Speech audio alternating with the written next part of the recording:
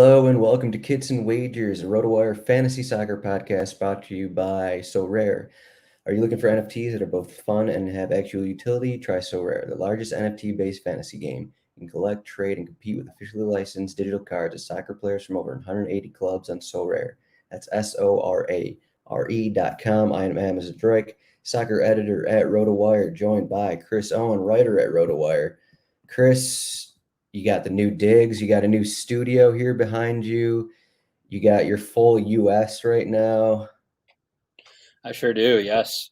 I'm down and down. I'm in the basement, but I want to call it the laboratory from here on out. I think is what we're Okay. gonna go with.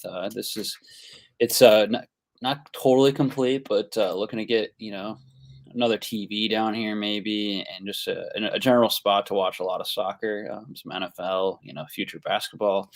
So just a space for me. But yeah, big one tonight. I think if you're into soccer betting, you're probably into World Cup qualifying, and we got USA Mexico tonight.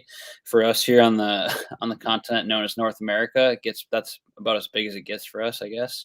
Very US centric view of it, but yeah, excited for that one. Gonna grill out some good food and obviously watch that one. So yeah, excited to talk futures. These futures episodes are usually pretty fun as it's a little bit of a change of pace for us. So yeah, happy to talk with you again this week, Adam.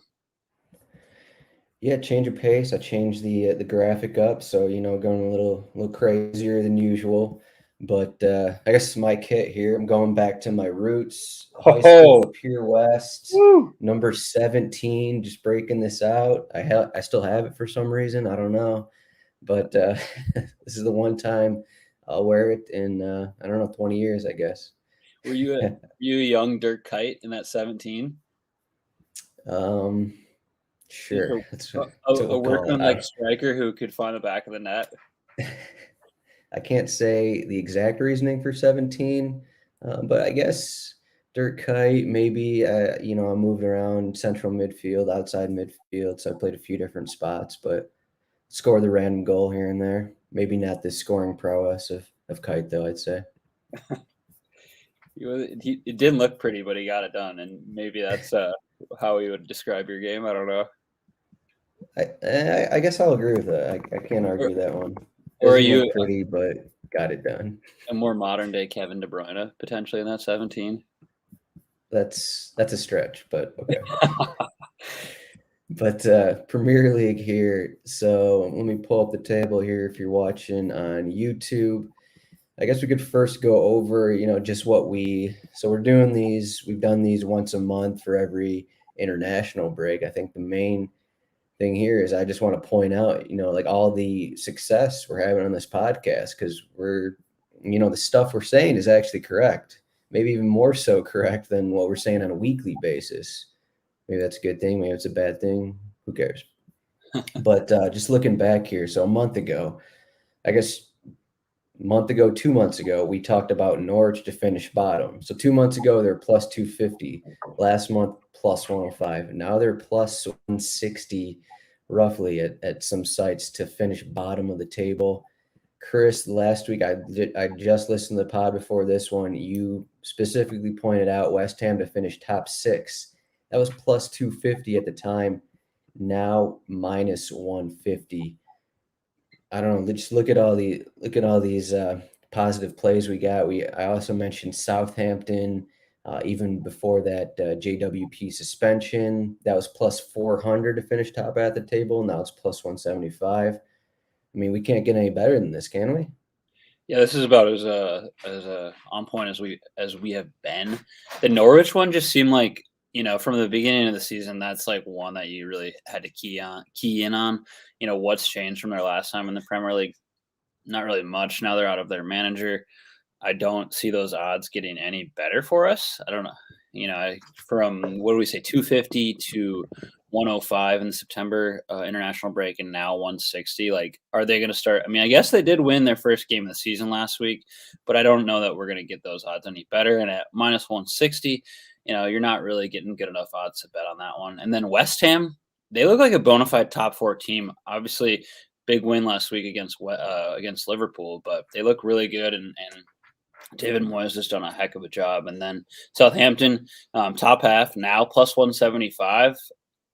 That's kind of a stretch for me. I still don't think they're going to be able to get it done in the top half, but you know that those odds just aren't like at plus 400. You're like, oh yeah, maybe I'll take a flyer there, but at plus 175, still decent odds to win some money there, but like not long enough odds where I'm like, yeah, I feel confident in going to 175 Southampton top half. Yeah, going back to Norwich here, I guess we got to mention the two new managers here. So Norwich, last in the table, they are even with Newcastle right now in 5 points, but it looks like I don't know if they've officially named Frank Lampard their manager, but looks like that's going to be the case. And then Aston Villa getting Stevie G, your guy. Everyone calling it a stepping stone and whatnot for the Liverpool gig eventually, assuming Villa don't drop out of the league and they're just terrible. But Villa, they're 16th, 10 points. They added all these pieces in the offseason. They've struggled over the last month. So Dean Smith, he's gone. But what do you think about those managerial changes? You think Villa, a team that could finish top half with Gerrard, and then in terms of Lampard, no changes for Norwich. We're still going bottom even with the new manager. Yeah, and one you didn't mention, Eddie Howe at Newcastle too. That's couple new managers here, but yes, for Frank at Norwich, I feel like that's going to be a really tough one to keep them top half. And is that if it's not already announced, it's close. They just don't have the quality of the rest of the Premier League sides. I mean, they obviously they've made their way to the Premier League twice now, but I just don't see a place where Frank Lampard is a difference maker for them. Eddie Howe, proven that he can keep a team up in the Premier League with Newcastle, obviously with Bournemouth, and can obviously go down too. But I think he's going to be able to keep up Newcastle, and obviously with that new financial backing that they have, I could see them maybe picking up a player or two in January that helps their odds to keep up. And then finally, Stevie G at Aston Villa, pretty good appointment. Obviously took Rangers up to the top of the Scottish League, and he did it by last season in 38 games. They conceded 13 goals. So if they're going to do it this year and in the Premier League and stay up and even potentially make it into the top half, they're going to do it, I think, from a defensive, focusing on defense first, and then obviously hoping to find the back of the net with some of those pieces that they signed this season, like Danny Ings. But yeah, of those three teams, I think Aston Villa has the best chance to finish in the top half. Yeah, not too surprising. I was looking at all the Rangers stuff, so they were awesome last season in terms of just overall goals allowed and goals scored. This season they've been kind of allowing a few more goals, but I mean you can't really. Yeah, they've allowed 13 goals in 13 matches after what you said, 10 all of last season. Yeah, But I mean, 13. I think the main thing is just I think from what I saw, just looking at through some game logs, he likes to play a 4-3-3. So it looks like probably if they do that, they could do a front line like Danny Ings, and then on both sides put Leon Bailey and Ollie Watkins. I mean, that's a pretty potent trio right there. And if they can figure out what's going on in the back with Mings and Kanza and those guys, I mean, they were a pretty good team last season. Just wasn't working out for them yet this year. So I mean, they got the pieces. It's just about putting them together, really. Yeah, and to kind of discuss top half bets here, we have you can get Aston Villa at plus 400 to finish in the top half, which pretty good odds there, and honestly worth taking a flyer at.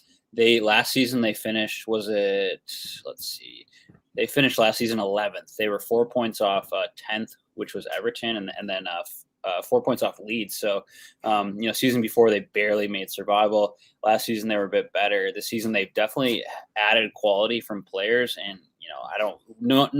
None of us know what Steven Gerrard's going to do with that team, and if he's going to be the manager that pushes them into the top half. But at plus 400 odds, quality, decent manager, unproven in the Premier League, maybe worth a flyer on a bet. Yeah, right now the middle of the table is just just a confusing thing. I pulled up last season, and so you had Villa at 55, and then just below them, or not just, but 10 points below them in 12th place was Newcastle with 45 points. So there was a massive drop off between the top 11 teams and then the bottom. But I mean, if you look at this season, it's kind of, well, right now, obviously, we're talking right now, it's only been 11 matches, but like these teams like Crystal Palace, it seems like they're, on a better trajectory than last season. We already talked about Southampton, Brentford, they're up and down, but even included in the with those teams, like we still got Wolves, still got Tottenham, Everton, Leicester. Like if you can get plus 400 odds, yeah, Villa, they're what 4 or 5 points behind these teams right now, but you got to figure all of those teams have, the ability to really go on a 3 or 4 game collapse, like Villa has gone on, like Everton has gone on since the start of the season. So, if Villa, they string together a couple wins, maybe they're gonna be with that bunch of teams, and then plus 400 combined with just the how close is what I'm trying to say, I guess, how close all these teams are going to be. It just seems the middle of the table is just closer than what it was last season, I guess. Yeah, totally agree with you. I mean, really early on, so these are kind of like fractions, but Mhm. yeah, I mean, do we think Aston Villa is going to drop 5 straight again? I don't think so. So if they can string together a couple wins, and I haven't looked at their schedule, but if they can get a couple wins here, they're easily back in the top half here, and at least in that like middle third of teams that we're like, okay, this could happen. But yeah, plus 400 definitely something to consider. When you think about how poorly they've been playing and how, is this rock bottom for them? I'm not sure. Yeah, it does get pretty rough because they do have Manchester City and Liverpool coming up, but their next two are actually home against Brighton at Crystal Palace. So on one end, they could win both those matches. On the other, they could get 1 point from the next two, and then they have Manchester City, Leicester, and Liverpool on the schedule. So it's something that could be they could be get those couple wins here coming up, or they could be near, I don't know, Burnley or Newcastle or something at the table Yeah, after the next 5 weeks. So, yeah, definitely. but I guess we can go to just the top of the table here. And that's one thing that always has to be mentioned. So Manchester City, they're still the favorite, minus 125 to win it. Chelsea plus 225, Liverpool plus 400. Those odds are pretty much the same as when we discussed it a month ago. Maybe Liverpool has dropped from plus 450 to plus 400. I, that's probably because the some of the other teams dropped off really, um, mainly Manchester United. I think that's the main thing. Manchester United, they're plus 10,000 to win the title. They were plus 2,000 a month ago, and surprisingly, fourth and fifth on the odds are West Ham at plus 5,000, Arsenal plus 6,500. I'm going to ask you a question about the straight forecast odds on these. But first, what's your initial thoughts just on the top of the table here? I still kind of like the value on Chelsea, just with them 3 points above Man City right now. Yeah, Chelsea, I mean, they're top of the table, so if you can get plus 225 odds, why not? They look most primed to do it, and goal scoring for them is a concern, but they're so solid defensively that they could, I think it's worth considering at plus 225. The Man City odds not really good enough where you're like, okay, let's throw some money down on Man City just because minus 125. That's right in our like wheelhouse of might skip over that one. But yeah, Chelsea at least look the part, and then Liverpool plus 400. They were previously plus 450.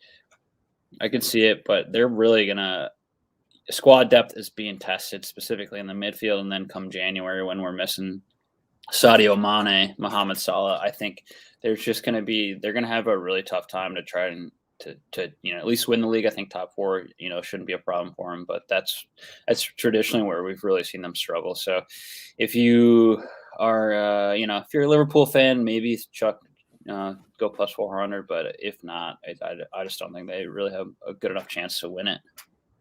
That's not good to hear. Before the season, I took Liverpool plus 500, so the odds have gone down, but not by as much as I wanted. And the loss against West Ham did not help. But Yeah. I guess the funny thing, so I hear, a lot of people just mention, Chelsea's lack of goal scoring, but I'm kind of surprised that they actually have 5 more goals in Manchester City, 4 more than West Ham. Obviously, they had the, what is it, 7-0 Yeah. game against Norwich.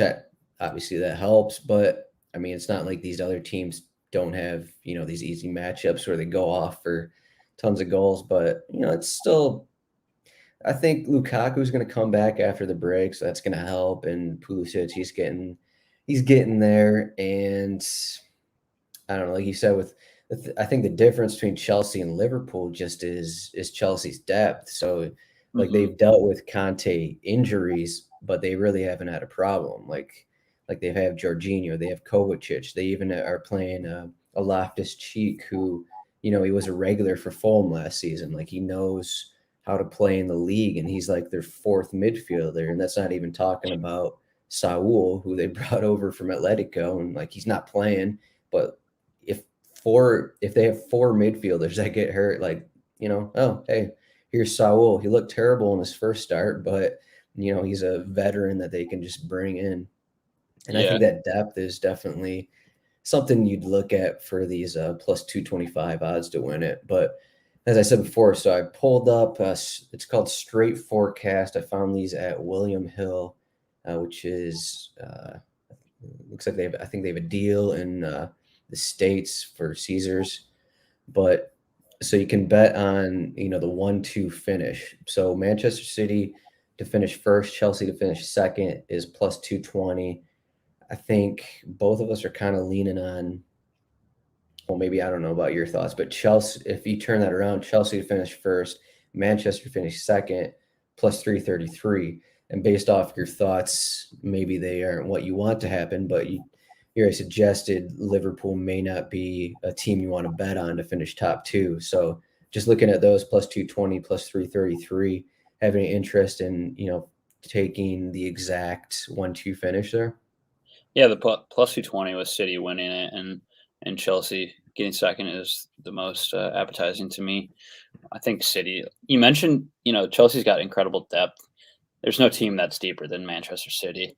I think that they're going to be able to probably climb the table here a little bit and get into the top or get into first place. They're obviously sitting at the second place currently, and yeah. That all that said, those are both good odds, and you could conceivably put a bet on both if you really want. I don't know. I kind of think Chelsea's depth is better.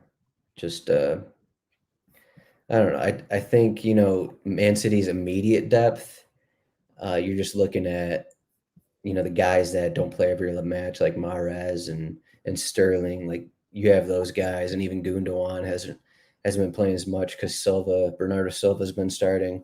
But just looking at their defensive depth, like, so Zinchenko is their third fullback, and then if he's hurt, they're putting like Nathan Ake in at fullback. If Cancelo or Walker miss time, and I don't know, even like their midfield, it's not like current we our depth chart at RotoWire, like we have Fernandinho as the fifth midfielder, and then it's a complete drop off. I mean, Yeah, it's not something that, I guess we're just talking about this like it's going to affect them terribly, because it's not like, Man City is going to get 5 injuries at once to all their top guys. So this probably doesn't matter. But I do kind of like Chelsea's depth a little more. It's just that they don't have attacking depth, as that's partly because they have all these injuries. But, this may not matter in the end, but it may help at yeah. some point. But Plus uh, 333 plus two. What do we say? 225. yeah. I think we both are pretty keyed in on those teams being in the top two. So if you like either one of those, then I think you can make a decent bet on that one. Yeah, if you just want a little more juice, I guess, on Chelsea plus 225 to win it, you could take the plus 330 and hope Man City don't screw that one up. Yeah. But next up, so going from top of the table to bottom of the table. And, we already talked about Norwich, Watford here. I'm just reading off odd averages, I guess. So this is odds to be relegated. Watford minus 175, Newcastle plus 100, Burnley plus 120, Brentford plus 350, Villa plus 500. And I think we're both kind of set on, Norwich, their relegation odds are minus 600. I think we're fine with that. So we're kind of looking at two other spots. I mentioned this in my article this week, rotowire.com. There's one spot I'm kind of looking at, and it's Brentford. I guess it really depends. You gotta shop the lines here. I did say plus 350 for them, but I've seen plus 400 and plus 450 for Brentford to be relegated. So Brentford has been a team that I think we both liked through the first few months of the season, and it's just kind of fallen apart the last month for whatever reason. Maybe the injury on the back line, maybe who knows what. It just hasn't worked as well. They lost to Burnley, they lost to Norwich. Do you have a favorite out of that group? And what are your thoughts? I guess a favorite to be relegated out of that group. And what are your thoughts on Brentford? Yeah, we've enjoyed watching Brentford play. They're entertaining. What we've seen the last few matches has not been particularly good, especially losing to Norwich, giving them their first win in the Premier League. Those odds. I think I saw 450 on DraftKings. That's certainly long enough to entertain. Their squad depth is going to be tested. They haven't really. I mean, besides a couple of like Tony and Buemo, like they haven't really been able to score. Obviously, need to do that in the Premier League, and so I think at plus 450 that would be the one that I'd entertain the most. Burnley, we always like discuss Burnley in the beginning of the season where they're struggling, they're looking at relegation. They're always in that like bottom five, or at least it seems like they're always in that bottom five. So plus 150, they always seem to get it done and like not in avoid relegation. So I don't know if I would go with Burnley just because they've like proven that they can be in a relegation scrap and make it out. So if I was really going to go, like that Brentford plus 450 is long enough odds to make it worthwhile. Yeah, speaking of that Norwich Brentford game, so talking about our best bets here, Yeah. we're not gonna get too far into this, but if our show would have been Friday instead of Thursday, there's a chance I would have changed my best bet to like a Norwich win or draw or something, because I did our DraftKings DFS show on Friday. Before that, I was looking at recent Brentford Norwich matches, and it was just like super defensive games. Norwich last season, Norwich actually took 4 points from Brentford in the championship, and the odds were just crazy on Brentford to win. So I took the bet personally, but you know, my best bet numbers may look better if we would have waited 24 hours in that show. But I'll find a way to get it back. There we But have it. To our global listenership, wait till Friday to ask Adam about Norwich City Brentford odds. yeah, so relegation again. Kind of along the lines of what you're saying, Burnley, they always seemed a way to get out of there. I think the addition of Cornet up front is a boost, and they've kind of looked.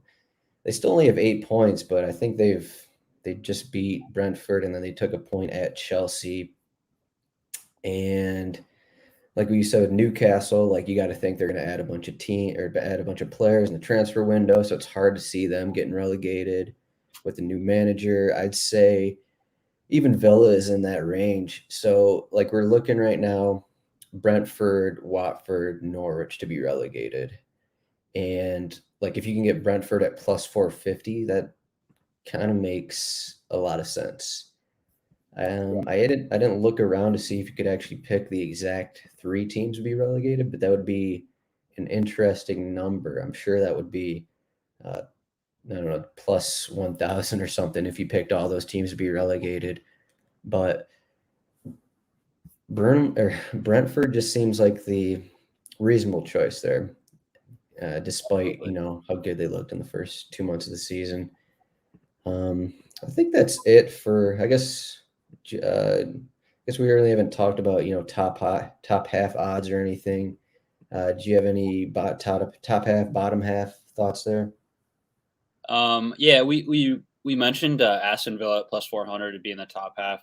Another good one to look at would be Leeds. I know they've been like pretty poor this season, but they did finish ninth last year on 59 points. So they tied with Everton well, on goal difference they were ninth, and Everton behind them at 10th. So those are the three teams to really consider. But yeah, I like Aston Villa plus 400 and Leeds plus 300. The Southampton odds are surprisingly plus 175, but I think maybe when we're in our next pod, when we discuss Southampton, those odds might be a little bit different and more favorable to take. Yeah, one thing we haven't really, I guess, talked about today as compared to previous international break podcasts was just we focused on schedule, and I think that was the main reason that led to all our calls on all those correct picks. So just looking at Leeds here, now their schedule is okay over the next few matches.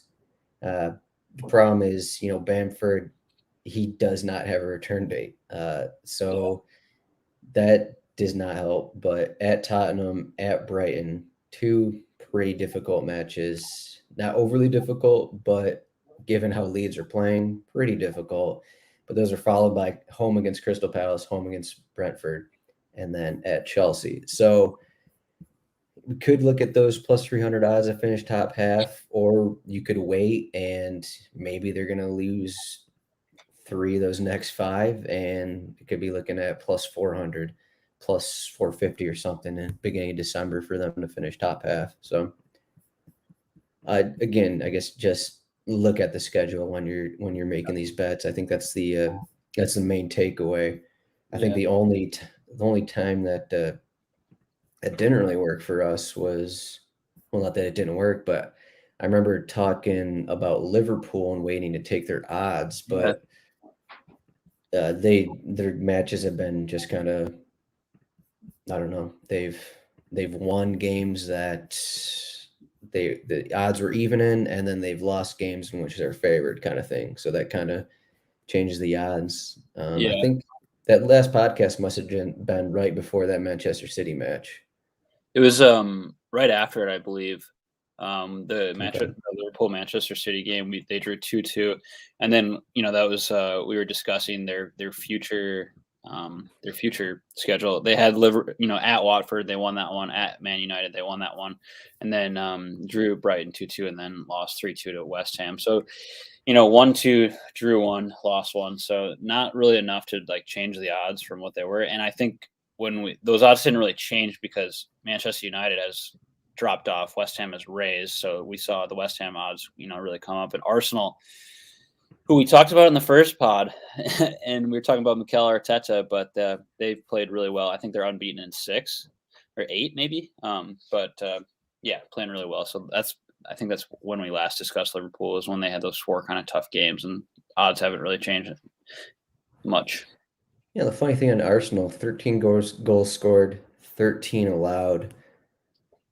I don't know. That's when you compare this, if you're looking on YouTube, when you compare that to Liverpool, who are 2 points above them, 31 scored, 11 allowed. It's just a funny number to have a goal differential of 0, yet you're sitting 6 wins out of 11 matches. And I guess that's just, they were, I don't know I can't remember what the scores were the first 3 matches of the season, but I guess it wasn't good. So I guess that plays a part, but this is kind of a funny thing. So next up, goal odds. Salah is minus 120. I think it was plus 225 a month ago, if I'm reading this correct on our sheet here. Yeah, that's correct. So he's a good portion above everyone else, but I think, if African Cup of Nations wasn't going on, I think he would be closer to like a minus 200. But you throw that in, you throw in a possibility of missing a few matches. and his odds get dropped to minus 120. So Salah 10 goals, Vardy 7 goals, Mane, Antonio 6 goals. I don't know, minus 120, and he's going to miss those matches. You think the odds are good enough right there, or what are we thinking here? Yeah, I mean, last pod we said plus 225. That's when we should have taken him. I still think he wins the Golden Boot. I really do.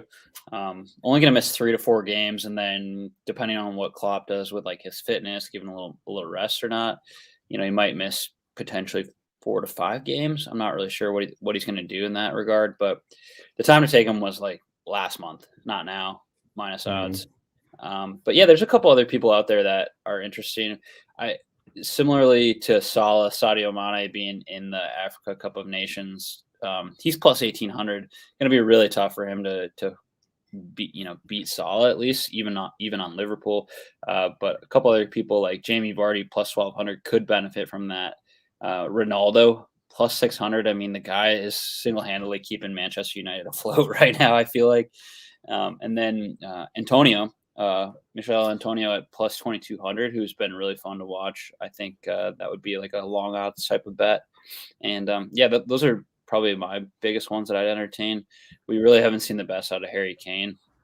He's always in that running for the Golden Boot. He's plus 1,600. Yeah, I think Jamie Vardy was plus 1,000 a month ago.